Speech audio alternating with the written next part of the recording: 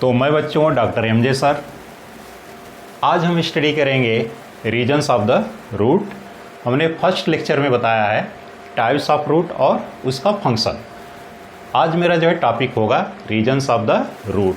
तो चलिए हेडिंग देते हैं रीजन्स ऑफ द रूट।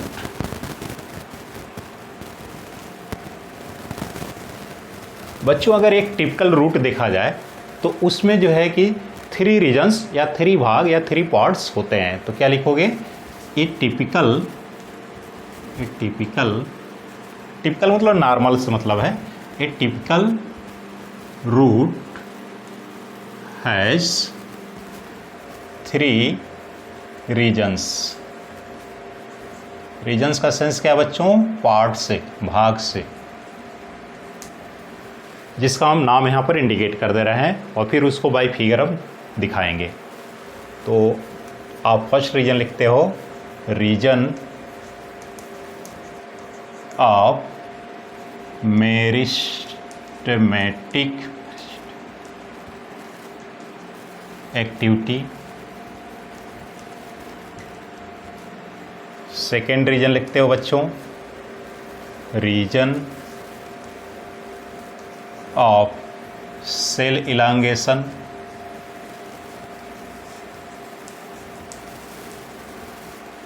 और थर्ड इसका रीजन लिखते हो, रीजन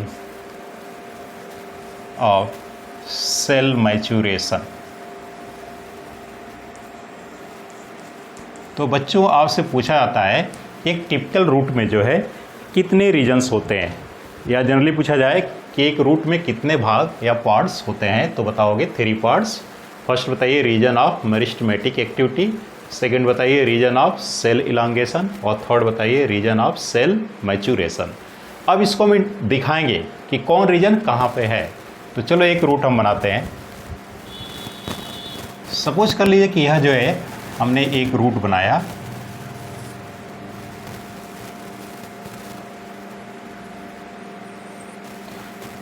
इसके जो है कि जो शीर्ष वाला भाग है यानी ये अपेक्स भाग,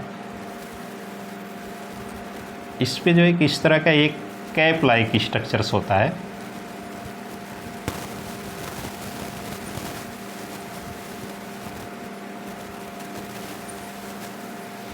जिसको हम रूट कैप कहते हैं। यह रूट कैप जो है कि रूट का रीजन पार्ट्स में नहीं देखते हैं, यानी रीजन में इसको काउंट नहीं करते हैं। हाँ, कर जो रूट कैप है इसके जो है कि फ्यू मिलीमीटर एबव जो है आपका जो है कि फर्स्ट रीजन यहाँ स्टार्ट होता है। और इसके सेल को अगर हम दिखाएंगे तो कैसे होंगे,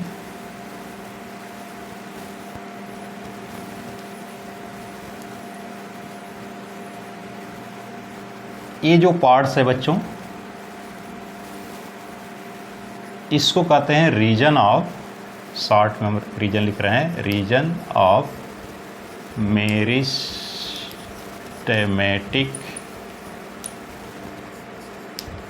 एक्टिविटी।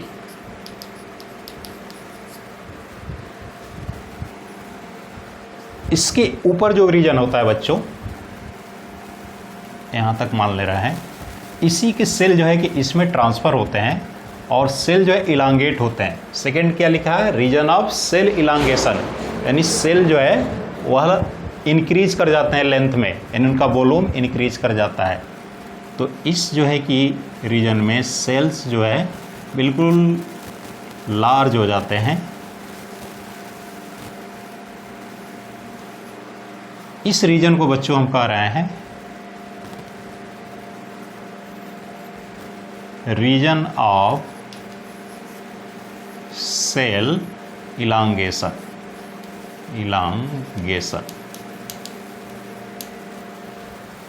और जो आपका लास्ट रीजन है रीजन ऑफ सेल मैच्योरेशन, तो होता है बच्चों कि इसका सेल यानी इसमें का जो सेल है अब इसमें ट्रांसफ़र होते हैं, तो यहाँ पर जो बिल्कुल मैच्योर हो जाते हैं और साथ में डिफ्रेंशिएट भी होते हैं। तो डिफ्रेंशिएट होंगे तो यहाँ जो है कई तरह का सेल्स मिलेंगे, यानी यहाँ डिफरेंट टाइप्स के सेल मिलेंगे और डिफरेंट टाइप के सेल यहाँ पर मिलेंगे और जो है बिल्कुल वो मैच्योर होंगे।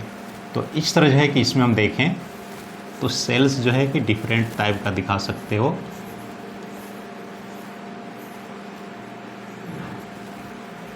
यह जो रीजन है बच्चों यहाँ तक, इस रीजन को हम कह सकते हैं रीजन ऑफ सेल मैच्योरेशन।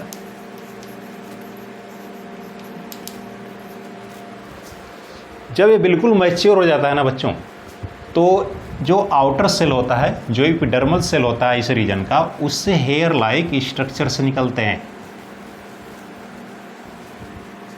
चारों तरफ। इस रीजन में हेयर लाइक स्ट्रक्चर्स निकलते हैं जिसको हम रूट हेयर कहते हैं। क्या कहते हैं? Root hairs.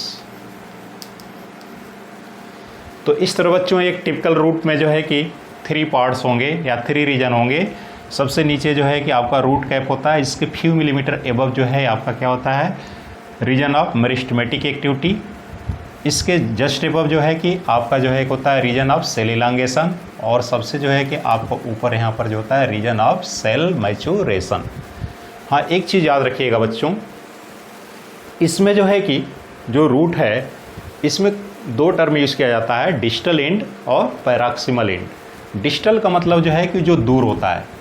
जैसे आप जानते हो कि इस रूट में अगर देखा जाए तो मान लो इधर जो है अर्थ सरफेस है, तो अर्थ सरफेस से अगर आप देखोगे नीचे की तरफ तो यह दूर होगा, यानी यह डिस्टेंस ज़्यादा होगा आपके यहाँ। यानी कहने का मतलब इस तरह आप देखोगे तो यह भाग ज़्यादा दूरी पर होगा, और जब ज़्यादा जो है दूरी पर होगा तो इसको डिस्टल पार्ट कहोगे। यानी जो दूर होता है उसको डिस्टल कहोगे, जो पास होगा उसको क्या कहोगे? प्रॉक्सिमल। तो इधर से देखोगे तो यह दूर दिखाई देगा, इस तरह यह डिस्टल एंड हो गया या डिस्टल पार्ट। डिस्टल एंड या डिस्टल पार्ट को दोनों सही है। और इधर जो है आपका क्या रहा पास में, तो इसको पैराक्सिमल, पैराक्सिमल एंड या पैराक्सिमल पार्ट कहोगे। इसको जो है बच्चों अपेक्स पार्ट भी कहा जाता है। अपेक्स मतलब जो बिल्कुल जो है टिप पर है, यानी इधर देखोगे तो रूट का ये टिप है, तो इसको अपेक्स भी कहा जाता है। इसको क्या कहा जाता है? अपेक्स या टिप। अपेक्स पार्ट भी इसको कह सकते हो, और इसको बेसल पार्ट कह सकते हो। क्या कह सकते हो? Basal part.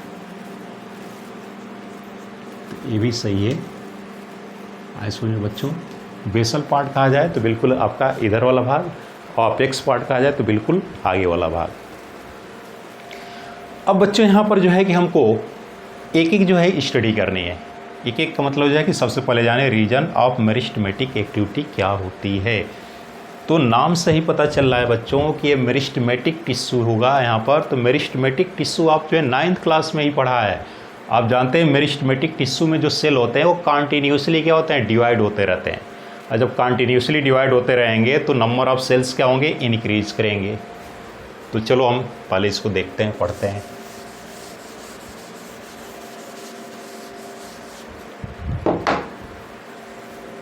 Reason of meristematic activity क्या लिखोगे?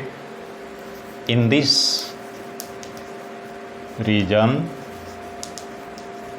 Cells are continuously divide. याद रखिएगा, इसमें जो है सेल्स क्या होते हैं बच्चों? कंटिन्यूसली डिवाइड होते रहते हैं। आए समझ में? और जब कंटिन्यूसली डिवाइड होते हैं तो यहाँ सेल्स नंबर क्या होगा? इंक्रीज करेगा। तो नंबर ऑफ सेल्स क्या होंगे? नंबर ऑफ सेल्स इंक्रीजेस या इंक्रीज कह सकते हो। इनमें सेल की संख्या क्या होगी? बढ़ेगी। लेकिन तेज़ी से डिवाइड होते हैं तो पूरा ग्रोथ नहीं कर पाते हैं। आए समझ में? जब ग्रोथ नहीं होता है तो यह जो सेल होते हैं साइज छोटे होते हैं, यानी सेल्स आर स्मॉल। तो सेल्स क्या होते हैं इसमें? Cells are small in size. Size में क्या होते हैं बच्चों? छोटे होते हैं। और क्या होता है? तेज़ी से डिवाइड होते हैं। तो तेज़ी से डिवाइड जब होंगे तो इनमें सेल वॉल मैच्योर नहीं होगा, क्योंकि सेल वॉल जो है अगर मैच्योर हो जाएगा, रिजिड हो जाएगा, तो फिर वो डिवाइड नहीं हो पाएंगे। तो सेल वॉल इसमें क्या होता है? बिल्कुल थिन होता है, पतला होता है।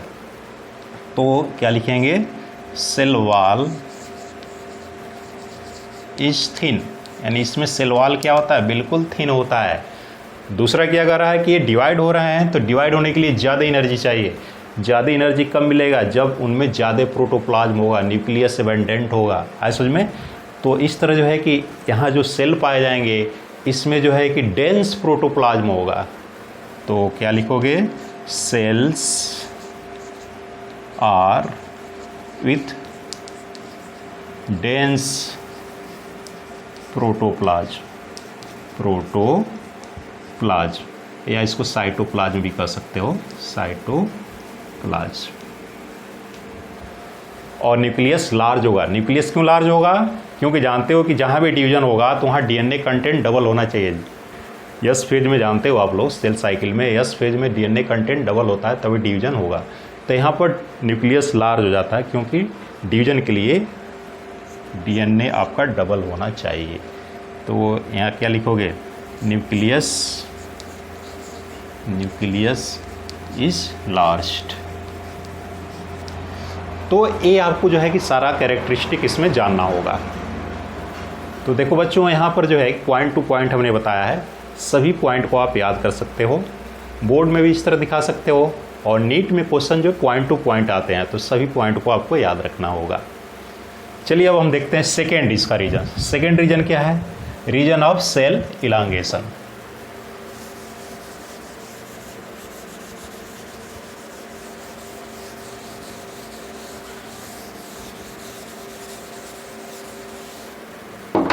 Region of cell elongation.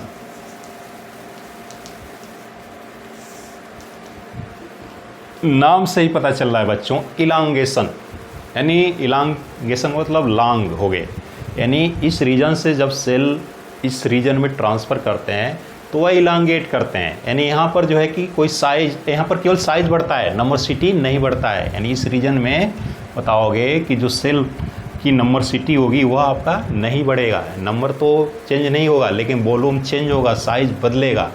तो क्या लिखोगे, इन दिस रीजन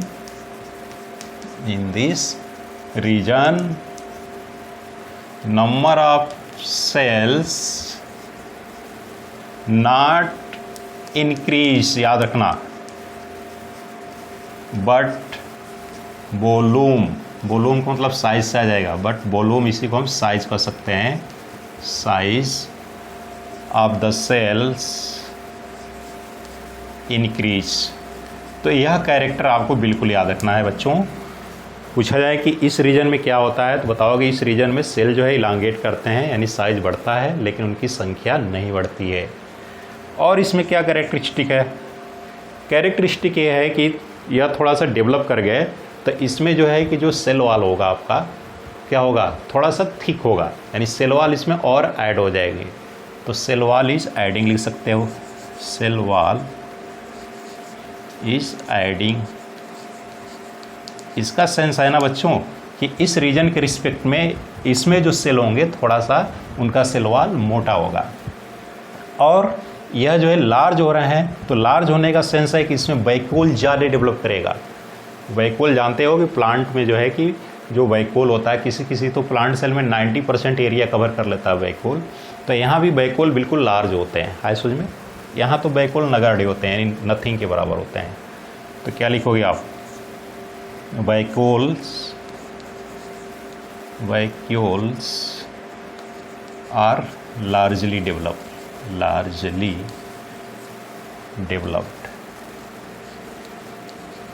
तो यहाँ जो है वैक्यूल्स जो है लार्जली डेवलप्ड हो जाते हैं। ठीक है बच्चों, तो ये आपको पॉइंट याद रखना होगा। हाँ बच्चों, एक चीज़ ये है कि इस रीजन का बहुत बड़ा एक फंक्शन है। क्या फंक्शन है कि जब यहाँ सेल इलांगेट करेंगे तो पूरा रूट ही भी इलांगेट करेगा, पूरा रूट भी क्या करेगा, ग्रोथ करेगा। तो इस तरह जो है कि पूछा जाए कि रूट का ग्रोथ जो होता है इन लेंथ किस रीजन के कारण होगा, तो बताओगे रीजन ऑफ सेल इलांगेशन। तो ये आपको पॉइंट याद रखने लायक है कि length of the root increases due to region of cell elongation, cell elongation. तो पूछा जाए बच्चों कि किस रीजन के कारण जो है रूट की लेंथ जो है इंक्रीज करती है, लंबाई इसकी बढ़ती है, तो बताओगे due to region of cell elongation. देखो बच्चों कहीं कहीं जो है ना आपका जो है कि सेल इलांगेशन में जो है सेल हटा दिया है, कहीं कहीं लिखता है रीजन ऑफ इलांगेशन, उसी तरह कहीं कहीं लिखता है रीजन ऑफ मैच्यूरेशन। तो रीजन ऑफ मैच्यूरेशन लिखे या रीजन ऑफ इलांगेशन लिखे तब भी आपको कोई टेंशन वाली बात नहीं है, चाहे रीजन ऑफ इलांगेशन लिखो चाहे रीजन ऑफ सेल इलांगेशन लिखो, दोनों सही है। उसी तरह यहाँ चाहे रीजन ऑफ सेल मैच्यूरेशन लिखो चाहे रीजन ऑफ मैच्यूरेशन लिखो तब भी सही है। तो 2 पॉइंट आपने पढ़ लिया। तीसरा पॉइंट क्या है बच्चों, देख लिया जाए। तीसरा है आपका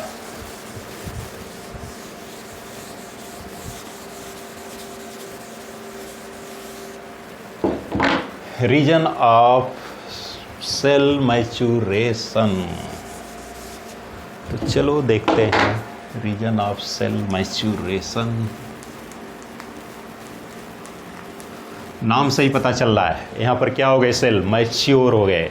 मैच्योर का मतलब यह है कि जितना ग्रोथ करना है ग्रोथ कर लेंगे। आए समझ में, जैसा आप जानते हैं छोटे बच्चे होते हैं तेज़ी से ग्रोथ करते हैं 18-19 साल तक, फिर उसके बाद जो है कि जब 21-22 या 24 तक हो जाते हैं तो उसके बाद उनका जो है हाइट या ग्रोथ क्या होता है, रुक जाता है।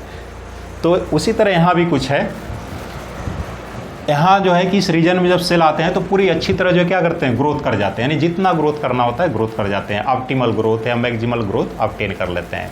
तो इस तरह यहाँ सेल वाल भी पूरी तरह ग्रोथ कर जाता है, यानी यहाँ सेल वाल जो है बिल्कुल ठीक हो जाता है। आए समझ में। और यहाँ जो है होता है बच्चों कि यह सेल जब इसमें ट्रांसफ़र होता है इस रीजन में तो डिफ्रेंशिएशन भी होता है। डिफ्रेंशिएशन को मतलब डिफरेंट टाइप के सेल्स भी इसमें बनेंगे। जैसा आप लोग जानते हो जाइलम जो होता है उस जाइलम में 4 तरह के सेल्स होते हैं, 4 एलिमेंट्स होते हैं, तो डिफ्रेंशिएशन के कारण सब हो जाता है। और इस रीजन में बताया है अभी अभी कि जो आउटर जो सेल होंगे एपिडर्मल सेल, उससे जो है कि हेयर लाइक स्ट्रक्चर्स निकलते हैं जिसको हम रूट हेयर कहते हैं। तो ये सब पॉइंट आपको लिखना होगा। तो क्या लिखोगे आप, लिखोगे in this reason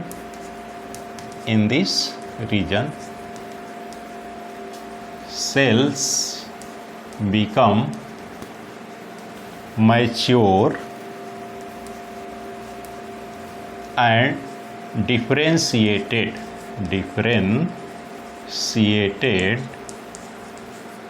to form different types of cell, different types of cells। तो ये तो इसमें हुआ। इसके अलावा क्या इसमें कैरेक्टरिस्टिक है, इसमें सेल वाल जो है थिक होगा, तो सेल वाल जो लिखेंगे सेल वाल इज थिक। इसमें क्या था, सेल वाल थिन था, इसमें क्या था, सेल वाल एडिंग था, इसमें सेल वाल बिल्कुल थिक हो गया। आगे क्या पॉइंट है इसमें, इसमें आगे है बच्चों कि जो आउटर जो है सेल होंगे वह हेयर लाइक स्ट्रक्चर्स बनाएंगे जिसको आप रूट हेयर कहोगे। तो आउटर या एपिडर्मल सेल, आए समझ में, epidermal cells of this region form hair like structure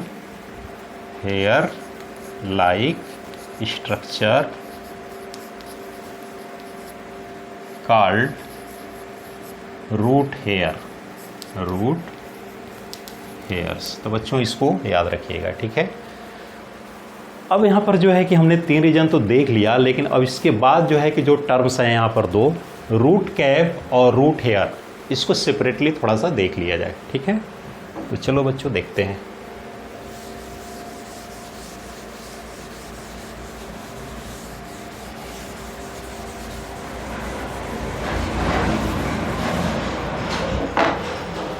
आपसे पूछा जाए कि रूट कैप क्या है, तो रूट कैप जो एक थिम्बल लाइक स्ट्रक्चर है, इस तरह हम ये जो स्ट्रक्चर है ना उस तरह है, थिम्बल लाइक स्ट्रक्चर। तो क्या लिखोगे, it is thimble like structure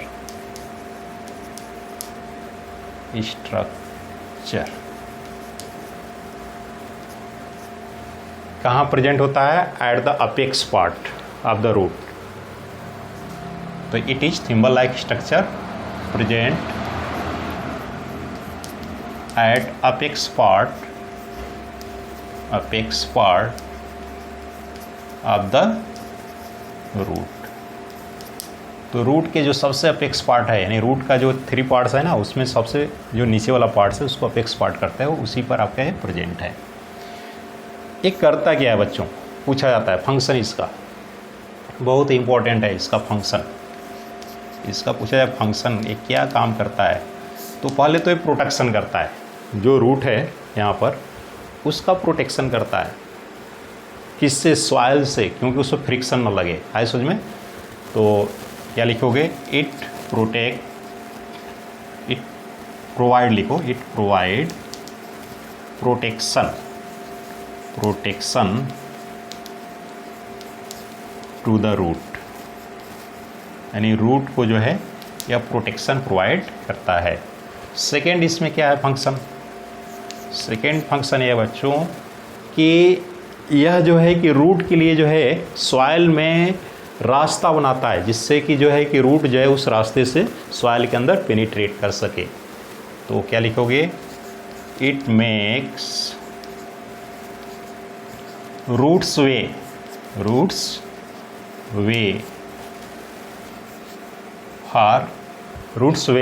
through the soil,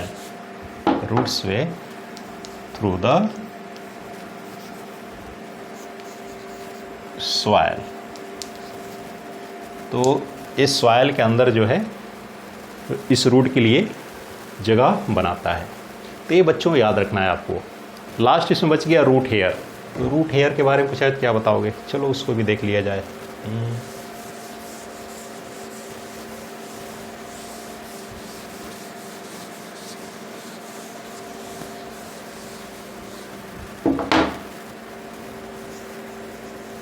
root hairs,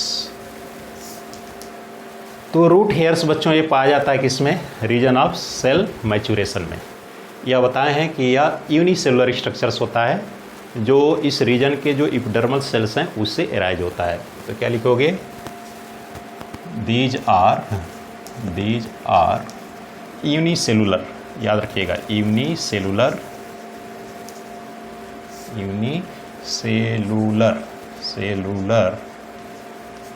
hair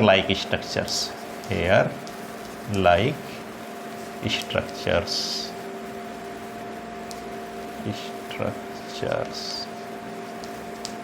तो क्या लिखोगे? These are unicellular hair like structures arised कहाँ से निकलते बच्चों? Arised from epidermal cell of the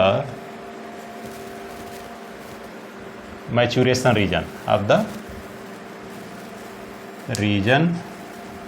of maturation।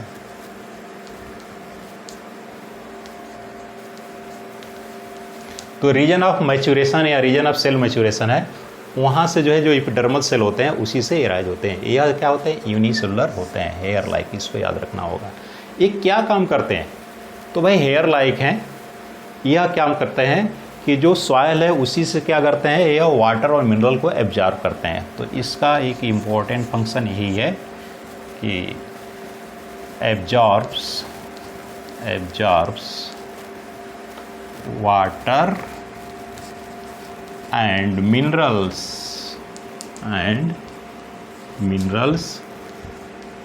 from the soil। और क्या करते हैं? ज़्यादा हेयर हैं, इसका मतलब सरफेस एरिया इंक्रीज कर देते हैं एब्जॉर्प्शन का। सरफेस एरिया ज़्यादा होगा तो इसका मतलब जो है कि ज़्यादा क्वांटिटी में जो है वाटर और मिनरल्स एब्जॉर्ब्स होते रहेंगे। तो बच्चों जो है आपने देख लिया कि एक टिपिकल रूट में 3 रीजन्स होते हैं। उसके अलावा आपने देखा रूट कैप क्या होता है और रूट हेयर्स भी क्या होते हैं। इसमें अगर आपसे पूछा जाए बच्चों कि यह जो रीजन आपका है, रीजन ऑफ मेरिस्टेमेटिक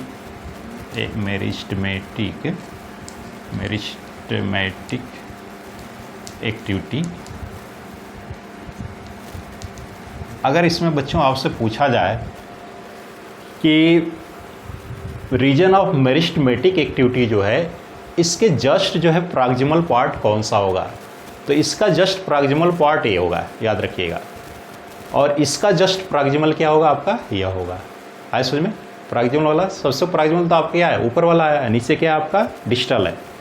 लेकिन आपसे पूछा जाए कि which part is found just proximal to region of meristematic activity, तो बताओगे कौन सा पार्ट पाया जाएगा, रीजन ऑफ सेल इलांगेशन, यानी इसके जस्ट प्रॉक्सिमल ये हो जाएगा और इसके जस्ट प्रॉक्सिमल यह होगा।